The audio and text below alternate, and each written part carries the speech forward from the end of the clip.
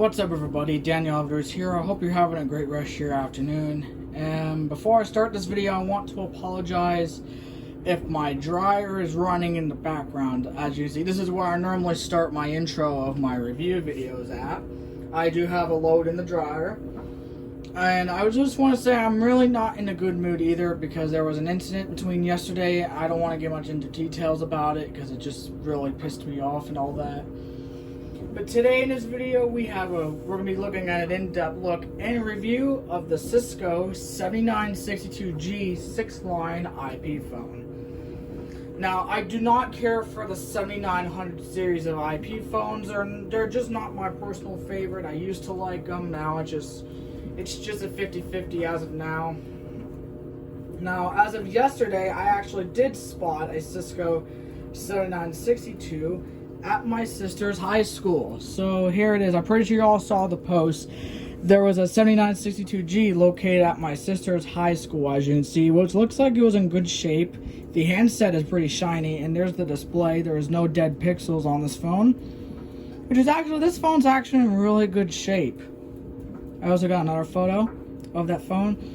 Now, these are not the only times I spotted a 7962G. I also spotted one at my local grocery store at the Redner's Warehouse Market.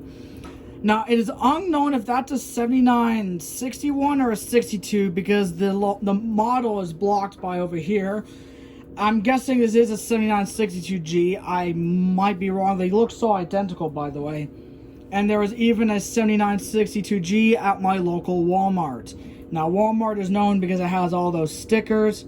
And this Walmart phone is also rare because it has the pages instead of messages on the decal sticker. Now, that decal is really, really rare. I don't know how hard it is to find one like that, but it is very rare to find. But yeah, those are not the only times I saw a 7962G. And now, since I own one, let's have a look at this 7962G. This phone is in really, really, really good shape, as you can see. There's no problems with this phone whatsoever. It's in really good shape. So we got the handset, as you can see. We got your handset.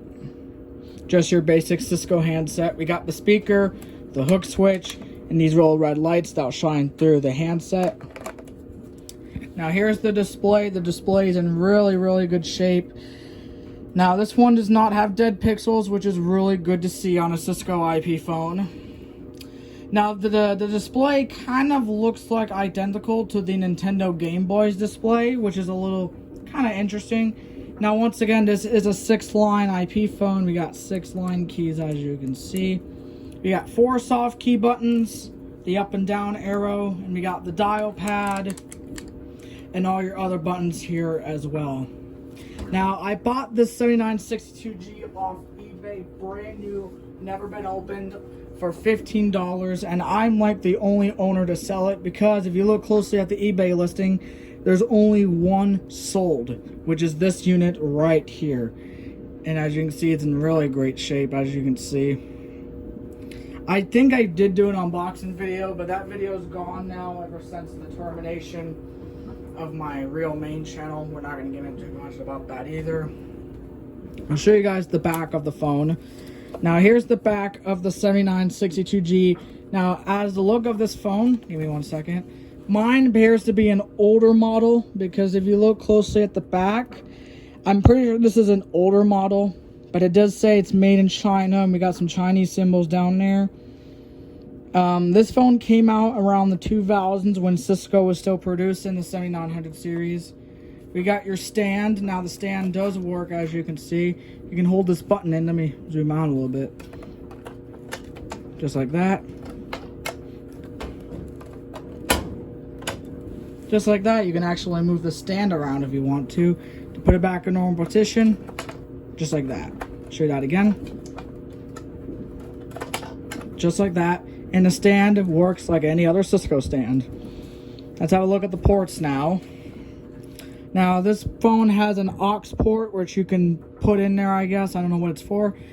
The SW port, which can connect through the PoE switch. And the PC port is where you can connect it to a computer. We have a 48 volt DC port, which you can plug in with an external power supply. And we do get the headphone port and the handset port right there as well. We also got the rubber feet. Now, I'm also going to censor out the MAC address and serial numbers because it is privacy. I don't want to get much into detail about that because I don't want people stealing the MAC address to use it on a different PBX server, and it's just too much of a mess. Now, this phone is currently running on Cisco CUCM on CSP Technologies. Big shout out to Ryan. Now, I've seen a lot of videos of the same looking phone. They connected it to free PBX and Asterisk. Now, once again, do not recommend plugging Cisco IP phones into free PBX. I mean, it's just my personal opinion. I know you guys are going to be like, oh, it works. Well, it kind of does not work. I mean, I think it's there for testing purposes, I believe, but do not recommend connecting a Cisco IP phone to free PBX or Asterisk. So I have mine running on Cisco's CUCM on CSP Technologies. Big shout out to Ryan once again. But anyways, we're going to go ahead and connect this to my Cisco PoE switch. We're going to turn it on and show you guys all the features this phone has. Alright everybody, we are currently at the PoE switch. Now before I do turn on the phone, I forgot to mention in the beginning that the Cisco 7962G IP phone runs on two different types of firmware, which the default is SCCP, which is the Skinny Silent Control Protocol, or Client Protocol, or whatever you want to pronounce it. It's basically the default. My phone is not running SCCP. My recommended is running on the SIP firmware. And the SIP firmware, SIP, is the Session Intonation Protocol, which is what it's running now. If you look closely at Google, it could tell you much about it. As you can see, it tells you that all, as you can see. But anyways, I am running on SIP on the CUCM firmware. But anyways, let's go ahead and turn on the phone. Now, once again, I apologize. I'm moving the tripod. It's a bad spot. So we got the Ethernet cable. Now, I gotta hurry up on this review because my last video, my storage ran out of storage. So let's go ahead and plug it into the SW port. Here we go. 3, 2, 1. And as you can see, it is now turning on. And as you can see, we have the Cisco logo on display, and the phone is officially turning on, as you can see.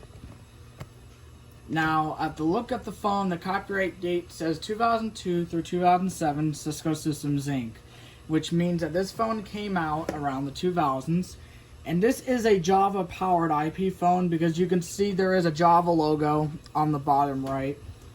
I want to apologize for the water heater in the background. It's really annoying.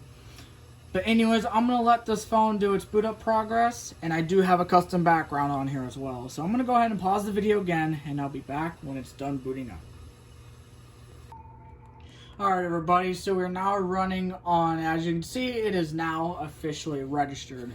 So what we see on the home screen, we got the time, date, and extension.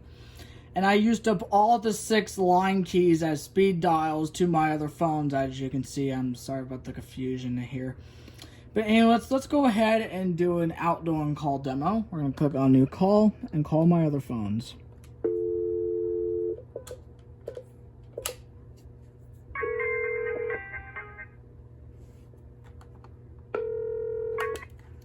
Hello. Testing. 1, 2, 3, 4, 5, 6. That's outgoing call. Let's do an incoming call. And as you can see, the red handset light and the orange key is flashing. Now to answer it, you can either answer through the handset or just hit answer. Hello. Testing. And boom, that's how outgoing and incoming calls work on a Cisco 7962G. And you can also use one of those speed dials that I currently have on the phone. Let's say I want to call my Digi MD50. I'm going to click on the speed dial. As you can see, it is now ringing in the background, as you can see.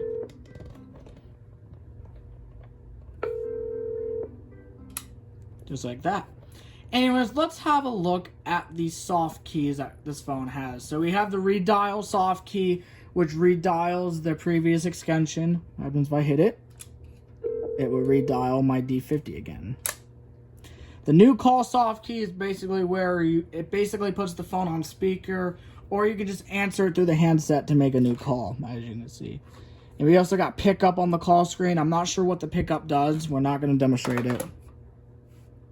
Now, DND, or is known as Do Not Disturb, is a feature that, let's say if you want to be away from the office, you can click on DND, and that will silence all incoming calls. So if people try to call the phone, it will go right to voicemail, and basically that's how DND works. Now, if you look closely, all my speed dials went away, so if I turn off DND, the telephones will come back. If I hit DND again, it will reappear.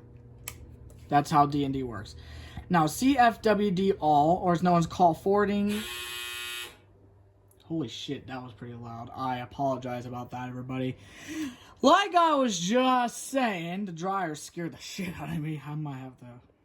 So CFWD all is a call forwarding feature that was on the Cisco IP phones. It basically works like any other IP phone. So basically call forwarding. So let's go ahead and do a demonstration. So let's say you're about to go on a meeting or lunch break. Let's go ahead and hit this soft key. It's going to ask me if I want to enter a phone number or an extension.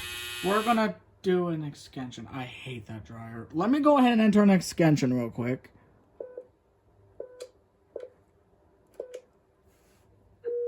And as you can see, it forwarded that phone number or extension. And if you look on top of the phone, you can see that there is an arrow with a telephone symbol on top of the display saying call forwarding is enabled. Now, before I do the call forwarding feature, I'm going to go ahead and pause the video so I can make that dryer not beep again. I'll be right back. Alright, I'm back. I decided to turn off the buzzer. So now let's demonstrate the call forwarding feature.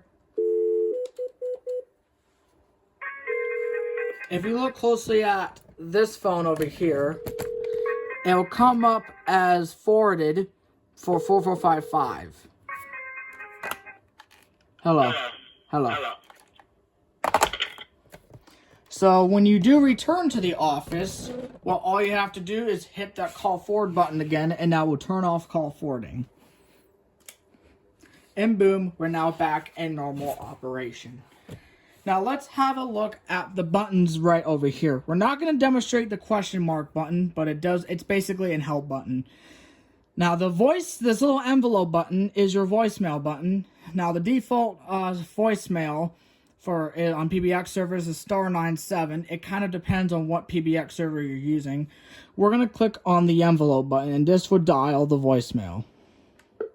You have no messages. Press 2 to change folders. Press 3 for... See, there's no voicemail. I'm going to turn off the volume real quick. There is some call features. Now, if we look closely, we have the hold soft key. This puts the caller on hold, and the green line key is going to flash, which is completely normal. And we also got the new call soft key, which we're not going to do a conference call. And we also got the end call soft key that hangs up the call. Transfer, you can transfer it to another person in the office. The more soft key, we got conference and conference list. This is basically your conference call stuff. And we also got a park soft key. You can park the call. Someone's going to receive the incoming call. And basically, it'll get that incoming call screen. So we're going to hang up the phone now. Turn the volume back up. And it basically hanged up for me, which is completely normal. Anyways, let's have a look at the directories. Now, directories is where most of your missed call, place call stuff will be stored. Now, let's have a look at the missed calls. Now, I just cleared the missed call list earlier, so there's going to be no records. So, there's no missed call list. Received calls, this is where most of your incoming call stuff came. Like from earlier, my 4461 extension, 4445, all that other stuff. You can either delete it or hit details. Now, details tells you what the call was about, when it was taken. and clear it. Let's just go ahead and hit back. And your placed calls, basically the same thing. Tells you more information about it. Now, we also have the personal and corporate directory. We're not going to demonstrate the personal directory because it doesn't work, and I figure out why it doesn't work, because Ryan told me in my last review that the personal directory set is basically you have to make your own contacts through the protocol settings. Now, that probably means why it doesn't work. So if I come up now, it will show up as HTTP error, and it's completely normal. But we can demonstrate the corporate directory. It has the first and last name and number, which is very easy. Let's just go ahead and do my other extension, search, and it will come up, and we can dial it or edit it. Let's go ahead and do a dial.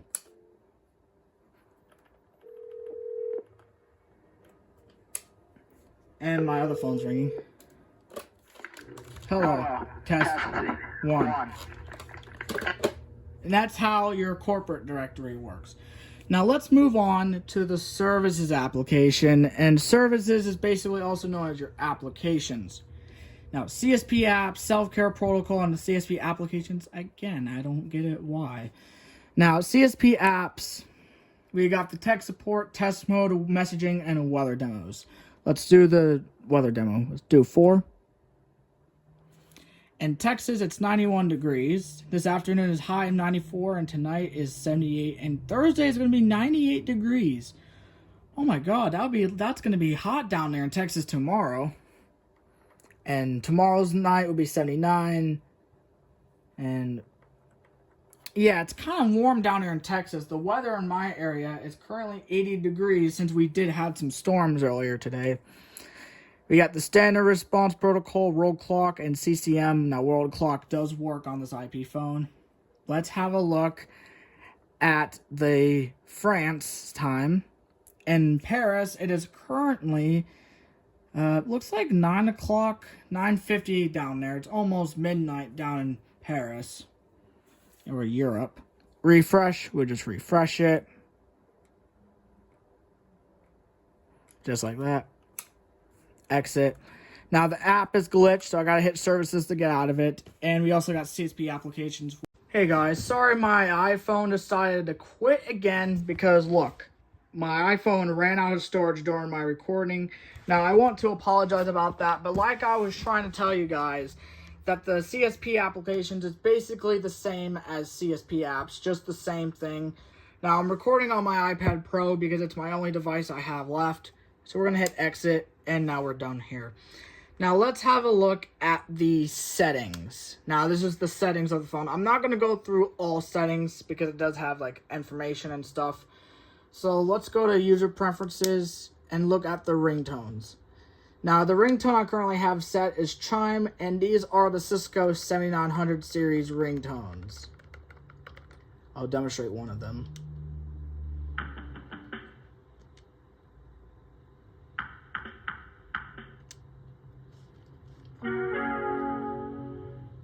And basically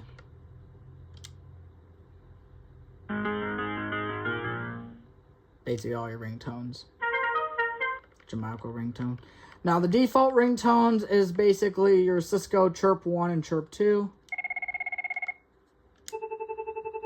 which sound pretty different. The Chirp 1 is high pitched than the other phones. But that's your ringtones list. We also have backgrounds. Now, there's only 2 backgrounds on here. Now, the default background is the first one will show all the lines. And I also have my custom background, which I currently have selected. And I'm not going to change the background on here. Audio preferences, contracts, that's no big deal. We also got network configuration, which does show my MAC address, which we're not going to demonstrate all settings. You got application status. This is your status for firmware, expansion modules, you name it. So that's pretty much it of the settings application. And by the look of this phone, I think that ends up with this review. I think that includes this look, in-depth look and review of the Cisco 7962G. Now, once again, I'm not a big fan of the 7900 series phones, just my personal opinion. And I want to apologize that the dryer scared me and my phone running out of storage. Now, I just want to say thank you so much for watching. Make sure to like, comment, and subscribe. And I'll see you guys in the next video. Peace out, everybody. Have a great rest of your afternoon.